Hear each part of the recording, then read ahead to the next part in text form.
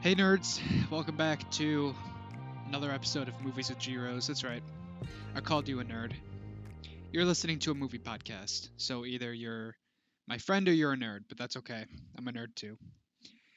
Last week's episode did really well. I think it did better than the Marriage Story episode, but for whatever reason, the first episode is doing better. I guess people just love to watch the first episode of something. If you're listening to this on Spotify or Apple Music or a podcast app, I just want to take a second to remind you that it's available everywhere, including YouTube. If you want to watch me do my thing and pull up videos and whatever, go ahead and visit me on YouTube. All the links will be found in the description of wherever you're watching this, listening to this. Anchor.fm/with That's the best way to do it. Also, I've heard that if you rate my podcast on iTunes, I don't know if you can do it on other platforms, but apparently rating a podcast actually helps it get seen. So I'm going to take a second just to beg for that. Today's episode is going to be a little different. I wasn't able to lock down a guest, but that's okay. We're going to be talking about something that I've actually been interested in talking about for a while. Excuse me. I've I gotta stop saying I was going to make a video, an actual edited video about this subject, but it never ended up happening. And the last time I wanted to do it, I rambled for quite a bit and I was struggling to cut it down into a digestible YouTube video. So I think for a solo podcast, it's going to fit well. Probably not going to be a super long episode, definitely not going to be as long as the Spider Man episode. I would love to have a guest on for next week. Actually, next week is going to be 2019 in review with my buddy Jack. So we're going to be talking about films that we saw in 2019. Not every film we've seen, but our favorites and kind of go from there. Future episode, I still want to do a Star Wars episode where we talk about the sequel trilogy, but I really want to get a guest on here for that because I think it would be fun to bounce ideas off of another person for that one because I, spoiler alert, generally like the films. So I think getting someone on here that doesn't really like them a whole lot would be more interesting. So today, what I want to talk about is criticism, film criticism. I mean, most of what this podcast is criticizing films. And I think that for criticism in general, there's a lot of nuance that I think is interesting to explore. I think that there's so much context in the way that we criticize certain things, criticize films. And I think that not only our judgments are subjective, but how we judge things is subjective as well. And those two things kind of mean the same thing, but I guess what I'm getting at is everyone doesn't necessarily rate things the same way because of how they contextualize those ratings with other ratings. It's like a whole different world of criticism that you can dive into that separates from just what you like and what you don't like, but you start developing a taste. And that taste can kind of give an insight into not just what you like, but why you like it. Um, I mean, where do I start? The obvious start is we like things based on personal experiences in our own lives, how much you can relate to a film. You know, if you watch a film with a protagonist that struggles with the same things that you struggle with, I think that's the most basic instinctual way to relate to a film and relate to a character. I mean, most artists when they sit down and they create something, they're expressing their own person in that thing. Not everyone does this, but that's where most people start. You know, a director will, or a writer will make the protagonist themselves in a lot of ways. And it's not until they evolve as an artist that they're able to kind of step outside of themselves and try to explore a different character. But what I'm getting at is the base level for a lot of people is relating things to your own personal life. Beyond that, though, is when you start criticizing things based on how you've criticized other movies, how you've experienced other movies. If I like to think that there's more factors for most people that go into how much you like a movie than just the movie itself. I don't necessarily know if that should be a factor. I'm going to say that it probably shouldn't, but if you watch a horror movie in theaters or if you watch like a blockbuster film on opening night in the theaters, it's a very, very different experience than if you're watching that film on an airplane or on your laptop. And it's going to affect the way that you experience that film. That doesn't have anything to do with how the film was created necessarily. All of these things kind of define your preferences for genres, for performances, for actors, for settings, for pacing. If you grew up watching a certain type of film, that's going to influence your preferences moving forward. And that, yes, that's technically, a personal experience in your life, which I already talked about, but it kind of goes beyond that as well because now you're getting into personal experiences with watching movies. If you grew up watching horror movies, you're going to like horror movies more. You're going to rate them higher. You're going to take them more serious. Maybe you don't. Maybe you are ultra critical about them. Maybe it just makes you watch more horror movies. But I find it hard to believe that it's not going to also influence how you judge those movies, if that makes sense. Beyond that, um,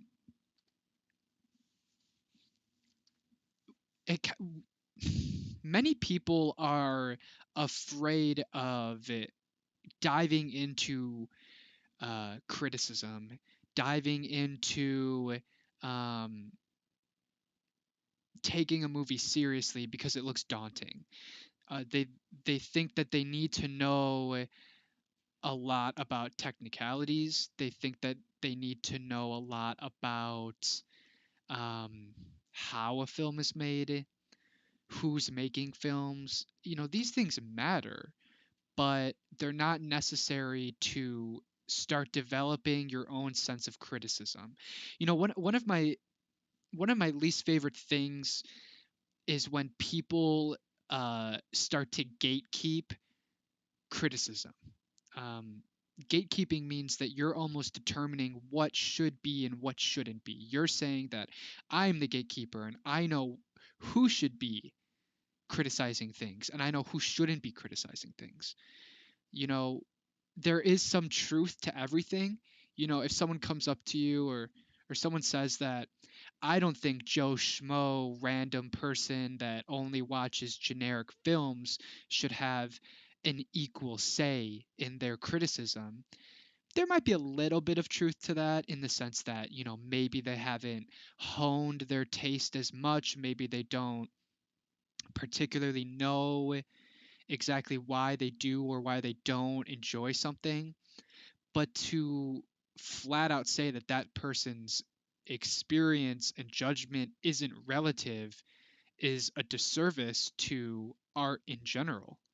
Uh, you know, there is an inherent quality to something being relative, and there's very different types of movies in that sense. There's art house films where you're not as concerned with being mainstream. You're not trying to be popular and reach a giant audience. You're trying to make something very artistic, clearly made for people like myself or people that take films really seriously. maybe too much so. There's a difference between that and a blockbuster. Avengers Endgame is trying to reach the most amount of people possible. But I don't think that that makes either film better than the other, because you can make great films in both categories. And in fact, I think sometimes the best films are those that are able to bridge those categories. If you're able to make a super art house film that has nuance and a message that's really trying to say something, and it's also a mainstream success, if you can do both of those things at the same time, that's a talent that should be recognized in the film. And on the flip side of that, if you're making something super, super relative and super, super artsy and technically amazing, but no one wants to see it, does that detract from the film? Perhaps a little. Perhaps the accessibility of it should be taken into account. And, on the same end, some people make blockbuster movies that reach giant audiences that are genuinely great. You know, on screen right here, I have some of my top movies of all time. And one of them, technically not a movie, but Black Mirror episode San Juniper, was a mainstream success. A lot of people know about it, and it's also an artsy, well developed message. It bridged that gap in a way that actually elevates the product even more than just how it stands on its own without an audience. But things don't exist in a vacuum, and that's kind of what I'm talking about, is the way that an audience receives these things matters. It determines a level of worth in the product, and it's this weird cycle where, like, what people put into the product helps define what the product is. And sometimes a product is really able to capitalize that in like a meta way. um, and sometimes a film doesn't care about any of that. Sometimes a film is just a film and they don't care about the audience, and that's okay as well.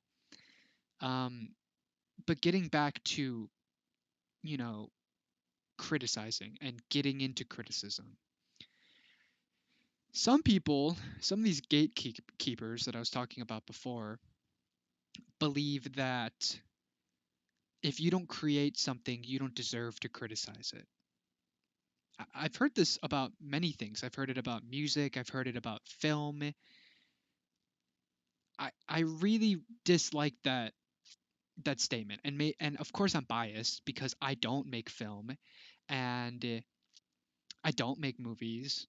I mean, I don't make music, or I make podcasts, and sometimes I'll make a YouTube video, but I don't create the things that I love to criticize. So obviously I'm biased, but I think that at the end of the day, if you're only making art for artists, you're missing out on kind of the point in some extent. And it wraps back around to what we were just talking about being relative and reaching audiences and reaching people and being able, if your film's able to connect with someone that's never created a film, someone that doesn't know why they love a film, they just know that they love it and they still love it, even,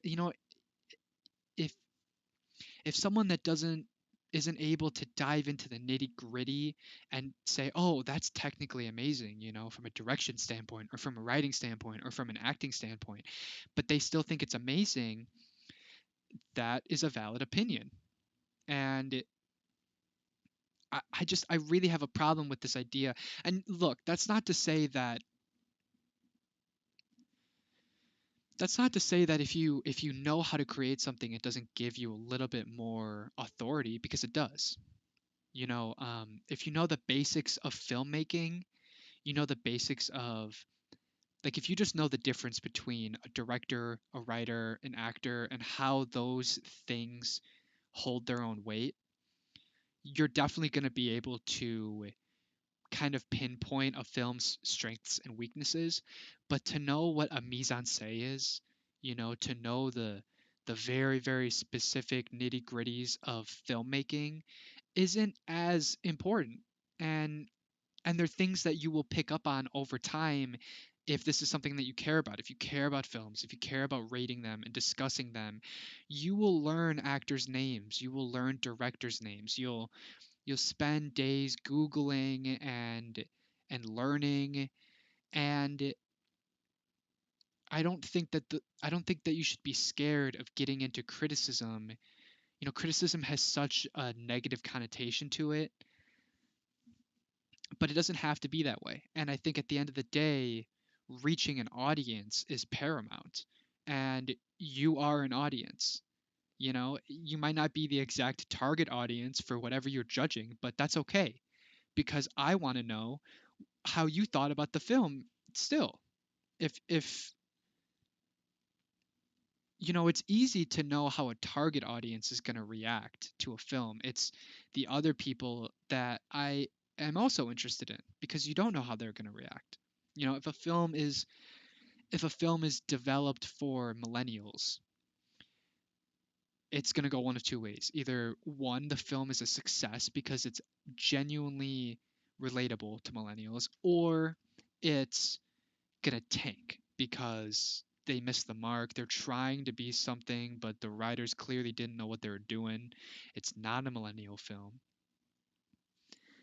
But let's say, so in that sense, you can, you know, as soon as you watch the film, if you have a beat on what that is, if you know what a millennial film is, and you think that the film is doing it well or doing it poorly, you know how the millennial audience is going to react. But let's say a millennial film comes out with really hit millennial, or maybe it's Gen X, whatever, a young audience. Let's say it's a hit with that audience. Let's say they nailed it on the head. I also want to know how the older audiences are going to react to that. Are they going to find it accessible? Because on some level, it's interesting if they do, because then it's going to be able to teach that audience something about the target audience. Um, it all boils down to relativity. How am I going to rate this relative to myself? How am I going to rate it relative to the industry? How am I going to rate it relative to what I've rated before? And that brings me into defining your scale. And you know, it goes without saying that everything I'm talking about here is subjective as heck. You know, the way that I view criticism is subjective. You might not agree with the way that I structure my scale. By scale, I simply mean, you know, like my methodology of rating something. What I will give a film points for, what I will detract points for. You know, what are the things that are important to me about a film? You may not agree with those things. And so I want to make it clear that nothing I'm talking about from here on out is, you know, I'm not saying this is the definitive way to do things, but like I said, it kind of gives you an insight into not only what I like, but why I like those things. Um, at the end of the day, honing your ability to criticize comes down to, are you able to determine details past good or bad? You know, a lot of people, they will know if they like something or if they dislike something. But many people don't know exactly why they dislike something or exactly how much they dislike something. They, you know, I've heard before from like my sister or maybe my mom or friends of mine that aren't super into movies, but they still enjoy watching them. I've heard from these people, they, you know, maybe I'll watch the same movie as them and I'll say, oh, well, I thought like the acting was pretty cheesy. And they'll say, oh, I mean, I don't necessarily, you know, I don't think I know enough to know if it was the acting that was bad, but yeah, I agree. Something about it felt cheesy. That little statement of like something about it, you know, that's what I'm getting at, is that you need to be able to determine why you don't enjoy something. The hardest one for me, or when I was first getting into reviewing films, the hardest thing for me to differentiate was between writing and acting, because they go so hand in hand. Amazing writing can be butchered by terrible acting, and vice versa. You can have, well, not so much on the other end. If you have something that's written terribly, you can elevate it with a good actor. You can have a great actor in something that has writing, and it'll make it better. But in my opinion, you can never completely salvage a film that has terrible writing. If the story isn't sound, if the dialogue isn't good, it doesn't matter who you're going to put in the film. I always say a good actor can't make a good film. It takes a lot more than just a good actor. I mean, let's look at Joker. I would argue, and I think a lot of people would agree with me, that Joker isn't written super well. I mean, it has plot holes, inconsistencies.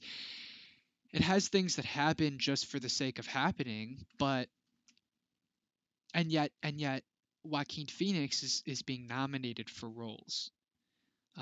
He's being nominated for Best Actor. He's won, I think the Golden Globe. He won Best Actor, and at other award shows he's won Best Actor. But how can that be the case if the writing isn't that good? I mean, he's not deter. I mean, he determines to an extent what he does, and sometimes the writing of a script will be very detailed in what exactly you're doing, exactly how you're acting. And sometimes that's not. Sometimes an actor has more freedom. It depends on the film. What I'm getting at, though, is he was able to create an amazing performance from just okay writing because he's a phenomenal actor. You watch that film and you know that he's doing something great. You can feel the emotion that he's giving you. Even though you don't necessarily think the story is concrete, his acting makes it feel more real, and therefore more people are going to overlook that writing. Myself included, I gave the film an 8 out of 10, and that's largely in part to his to his acting. If someone else stepped in this, if someone was just okay as him, the writing would be so much more easily destroyed by audiences. Like, if this guy sucked at acting, the writing would stick out a lot harder. So, determining those differences between why you like something and why you dislike something is going to be the first step, and it's going to take a lot of time. Um, but it's fun to do that. I talked about this a little bit in my first episode, but it's really, really hard to rate bad movies, actually. Um, Most people, when they think of reviewing films, they think of the blockbusters, they think of the classics, and those are the things that intimidate them.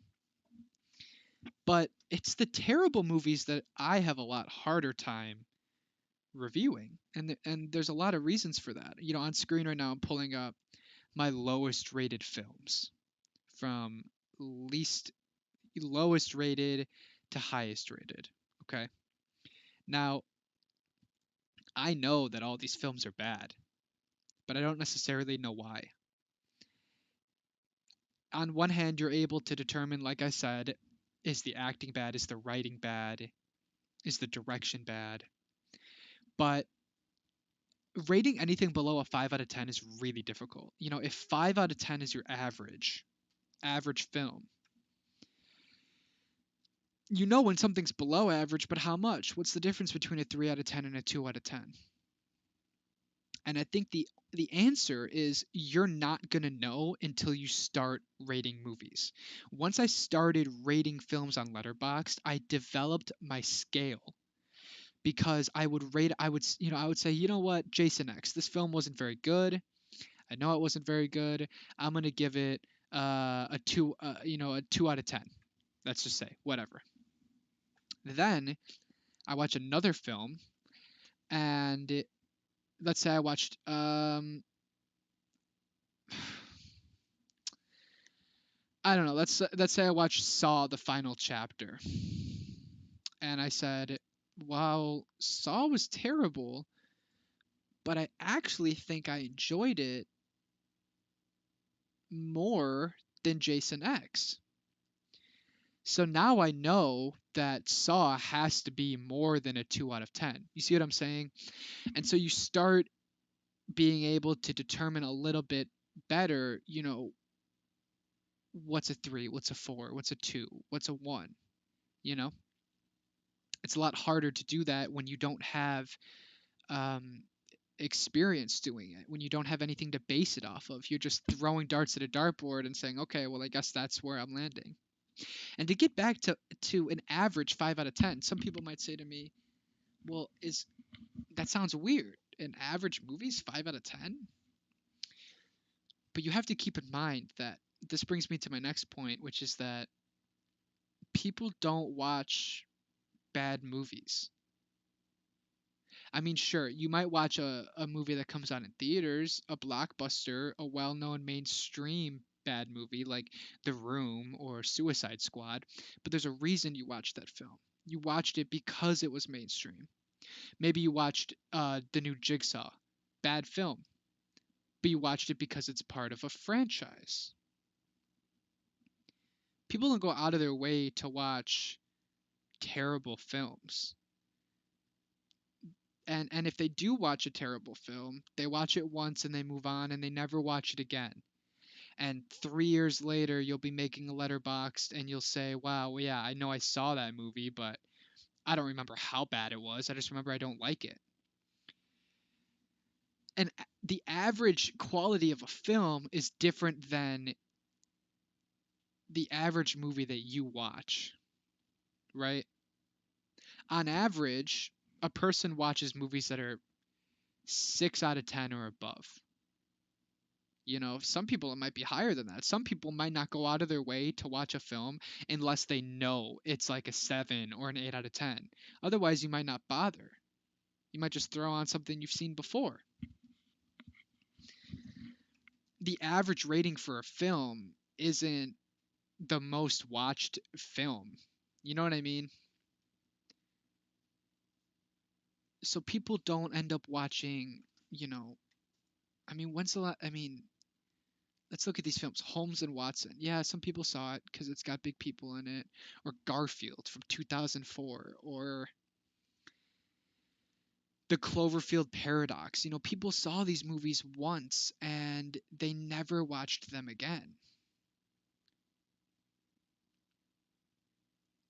So how are you going to be able to determine how much you disliked it?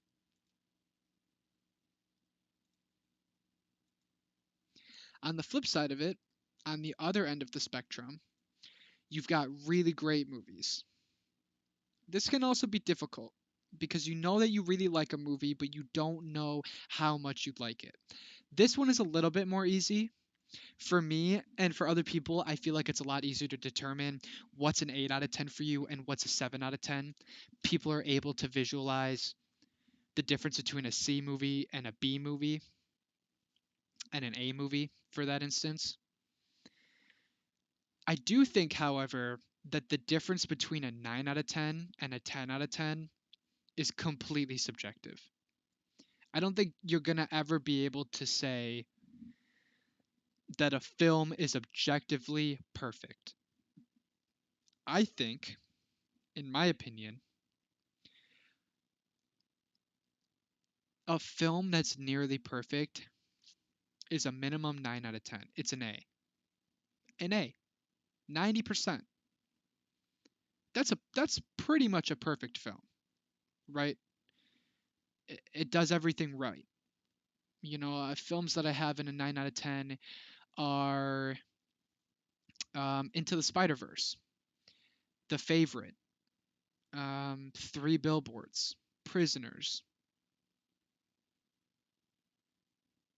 Sicario. These are films that I have. Hereditary. I have these films at a 9 out of 10. Now, do I think that these films are worse than a 10 out of 10? Not necessarily. I think that for a film to be a 10 out of 10, that little extra point comes down to who you are and what you enjoy, what speaks to you personally. Something has to click. There has to be that moment where you're watching a film and you know it's a great film, but beyond it just being a great film, you know you love that film. I don't think there's a single movie out there that does that for everyone. I know there isn't.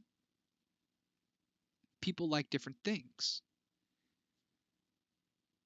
So for me, any of the films that I have in my 9 out of 10, if I looked at someone else's list and I saw that they had it at a 10 out of 10, or vice versa, if my 10s were in their 9s, I don't disagree with them.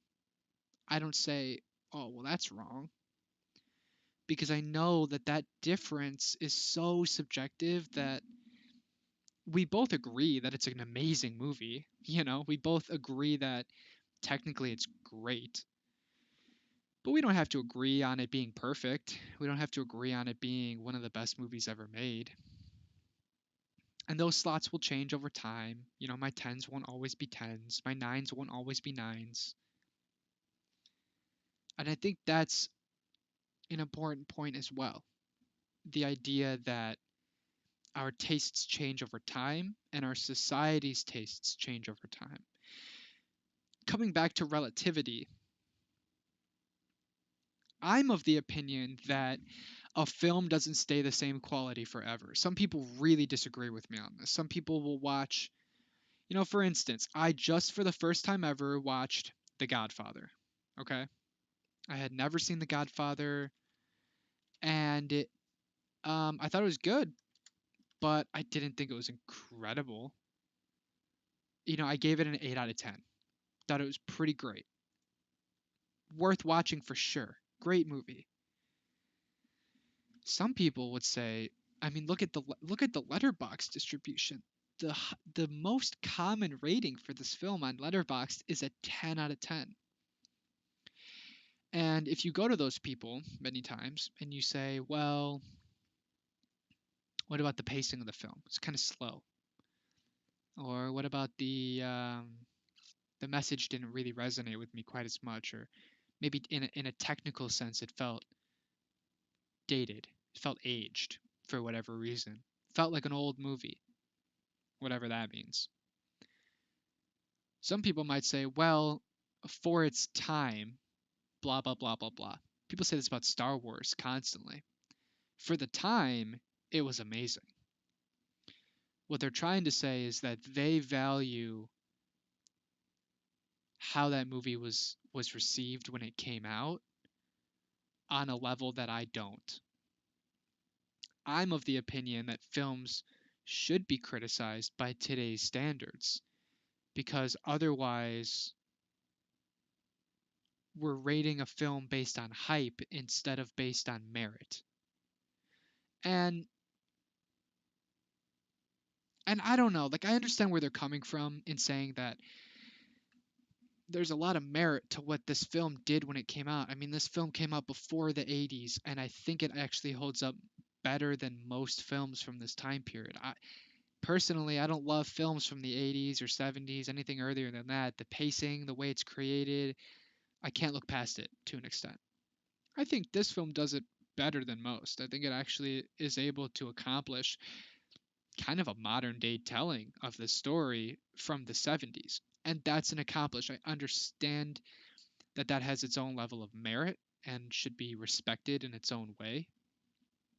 But I'm still going to judge it based on how much I enjoyed it. If you throw on a movie from the 70s, the thing I have problem with is like let's say Star Wars, the original one, or pick a movie from the late 70s. And it's got a cult following, right? You got people out there that love this film, or at least they tell you they do. They say, "Oh, when it came out, it was amazing, and it did this thing, and it did that thing." And but then if you actually try to watch that film with those people, how often are they checking their phone? How often are they spacing out? Or I mean, checking your phone is the best example. If you check your phone, you're getting bored. That's how I kind of if I start reaching for my phone a lot, I know a film's not keeping my attention as much. And if you're not engrossed in a film the entire way through, how can you give it a 9 out of 10 or a 10 out of 10? Just because when it came out it was better than it is now, maybe. I have a disconnect for that. When I watched The Godfather, the middle hour of it slowed down a lot. All of the stuff in Italy I didn't really care about. It didn't add a whole lot to the film for me. And people might say, oh, well, they were trying to do this. Oh, they were trying to do that. Some people might genuinely think that by today's standards, by their standards, it's a perfect movie. That's fine. But to rate this movie higher simply because it did more for its time is hard for me. It's almost like judging a movie based on cultural relevance, which I talked about earlier, but it's a very, very fine line. Black Panther, a film that won tons of awards and got tons of recognition for respecting African American filmmakers. That's an accomplishment. You're able to pinpoint the cultural significance and how that film changed the industry. And that has its own level of merit. And I understand that. It's why it was respected so heavily. And it deserves that respect because giving it respect validates those movements within the industry. But on the other hand, if you look at that film on its own, without all of those aspects, it's one of the weaker MCU films, in my opinion. Maybe that's because I didn't relate to certain experiences. Maybe it's because I wasn't able, you know what I mean? But even still, it's hard to balance, it's hard to reconcile that. It's hard to reconcile that you didn't necessarily think it's an amazing MCU film, but you also understand that it means more than the film itself. The art's impact on society means more than the art itself sometimes. But it's hard for me to reconcile that.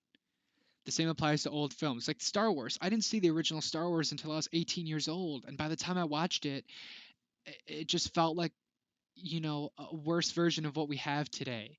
And some people are really going to disagree. I'm not even talking about Star Wars. I'm just talking about sci-fi. I'm just talking about the pacing and the intensity of modern films is so different than any film made in the late 70s, regardless of how ahead of its time it was. So yeah, I'll throw, maybe I remember just a couple years ago, my buddy Scotty, who was on the last episode, he had never seen Star Wars, and I'm like, what? I threw on the original, A New Hope, and we're sitting there, we're watching it, and within 15 minutes, we're both kind of on our phones and we're looking up, for the cool moments, and then we're back to our phone because there's a lot of nothing in that film. There's a lot of look at this cool area, this cool setting. It's a lot of showing off. It's like when a movie is showing off how great its CGI is in the early 2000s, and it's really cool when it comes out because for that time period it's genuinely amazing, and then you watch it today and it hurts the film because they concentrated so much on those aspects that the fact that those aspects don't hold up as well hurts it. Like if you go back and you watch Avatar right now, when Avatar came out, it's not an amazing script, it's Pocahontas, in space, but the effects were so groundbreaking and they focused on those effects in the theater experience so heavily. That's what carried the film. So now when you watch it, yeah, the effects are good. They're good for its time, especially. Same with Star Wars. But it's not enough to carry it because now we have a different standard for effects. I'm not even saying that Star Wars comes down to the effects or the CGI or I mean, what they did with practical effects is mind blowing. The fact that they made that film when they did, but still, like I said, it's hard to reconcile how much of an effect that has on my review of the film. And it comes back to, how am I contextualizing the film? Am I contextualizing it strictly based on its technical quality? Am I contextualizing the technical quality based on the time period? Or am I basing that technical quality based on today's standards? Or am I basing the film strictly on how it made me feel? For me, I lean towards the first one. I lean towards a blend of the both. I care about how a film makes me feel, and I also care about how it's made. And some people might say, well, Tyler, how do you rate a film that isn't technically great, but you still really enjoy it? I'd use the like feature on Letterboxd. On Letterboxd, there's an ability to give something a heart, a like, um, that is separate from your actual number. I just pulled on screen John Wick Chapter 3. This movie is a soft 7 out of 10, in my opinion. It drags, it fatigues you on violence, and the first half is way better than the second. It might be a 6 out of 10, honestly, if I rewatched it. Nonetheless, it's got certain things about it that I love. The first handful of action sequences are the best I've ever seen. So I'm gonna give this movie a like, a heart. I know it's not amazing, but I love it for certain reasons. This would also apply to like the original Spider-Man movies, or something cheesy, something that you maybe know isn't, a great film, but you love it for different reasons. You don't necessarily need it to be an amazing film for you to really like it. And some people will disagree with me. Some people will say that's what matters mostly. Some people will say, well, if you really liked it, who cares how good, quote unquote, it is? And again, this brings us back to, how are you contextualizing it? How do you review a movie? How do you rate an experience? If you go to the theater on opening night for Avengers Endgame and it is the most electric, exciting film watching experience of your life, and that memory stays with you forever, do you factor that into your review? Do you separate it? How do you separate that? Every time you watch the movie from here on out, you're going to think about that experience, and you're going to think about how great you felt. And it's going to make you feel better about watching it that next time you see it. Does that not give the film more value? It doesn't have to be Endgame. It could be anything. You know, where were you the first time you saw Star Wars: A New Hope? What memories do you have with that film? Memories I don't have, but maybe you have memories of growing up and watching it with your family. Maybe you have memories of mimicking the lightsaber duels as a child, and your parents relating to it because they've seen the film, and it's from their time as well. And so now every time you put it on, you watch a scene or a small detail, and it gives you a wave of nostalgia. And maybe that has an inherent quality. Why shouldn't it? I don't know.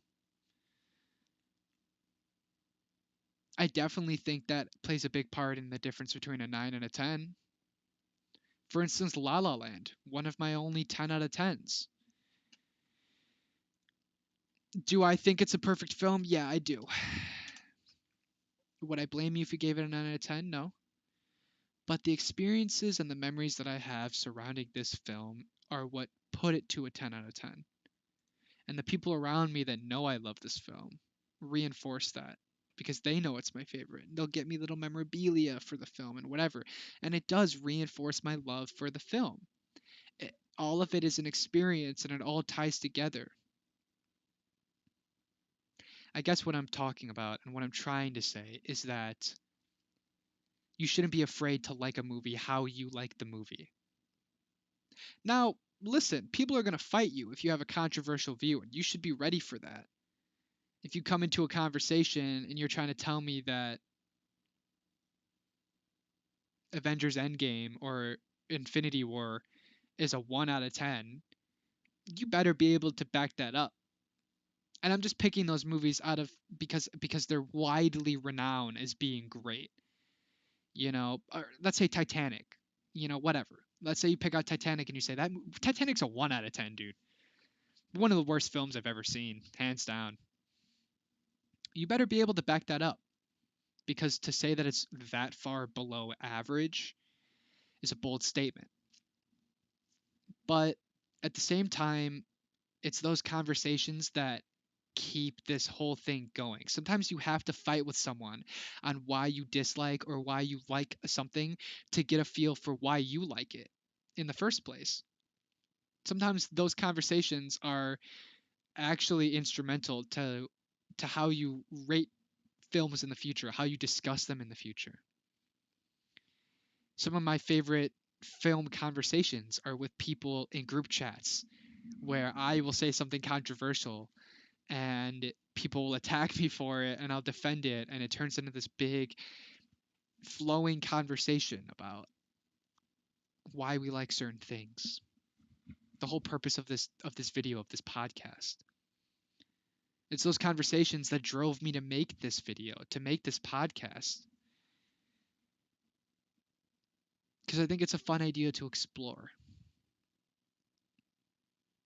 And that's why I love Letterboxd, and that's why I understand when some people dislike Rotten Tomatoes, or they'll say, well, you can't judge a movie based on the critics. And to an extent, I disagree. I think Rotten Tomatoes average score gets it right most of the time. For those of you that didn't know, because a lot of people don't, the tomato score for a film is not the rating for that film. The tomato score is the average. The tomato score is the percentage of critics that think the film is worth watching. That's it. 7 out of 10 above. For instance, I've pulled up Joker. Joker has a 69% on Rotten Tomatoes. Does that mean that the film is a 6.9 out of 10? No. If you click more info, you can see the average rating, which is a 7.25 out of 10. Similar, but not the same. I bring this up for films like, let's bring up Black Panther. Black Panther is a film that pretty much everyone in the world is going to say you should go see. And you should. You absolutely should. I bet this film has an insanely high tomato score. It is at a 97%. Does that mean the film is a 9.7 out of 10? No. And if you click more info, you'll see the average rating is 8.28 out of 10. More reasonable. That's a reasonable score to give Black Panther. What I'm getting at here is I don't think, you know, it's hard, because I understand when people say, well, the critics have their own agenda, and sometimes they do. Sometimes a film will get rated higher or lower than it should because of the subject matter and because the critics lean a certain way. Maybe I think most critics are kind of liberal, progressive. They might view certain ideas in a different light than the general public might. But if that's how you feel, then check out the audience score as well. You know what I mean? I think that about wraps it up. How long? I've been going for 48 minutes. That's pretty good. I hope you watched this episode. I know it's really laid back. I know it's not the typical episode for me. It A lot of you probably won't even watch because you don't like to listen to me ramble, but I hope you did. I hope you made it this far.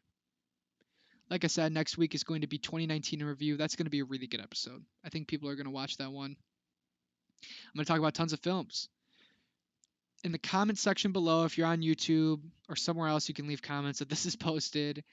I would love if you told me your thoughts on how you judge a movie. And while you're at it, tell me what some of your favorite 2019 films were, and I'll talk about them. Feel free to follow me on Letterboxd. I'll leave the link to that in the description below. You can see how I've rated every film that I've ever watched. And starting from 2018 onward, you can also see what day I watched that film. Thanks for tuning in. This has been Movies with Zeros. Peace out, guys.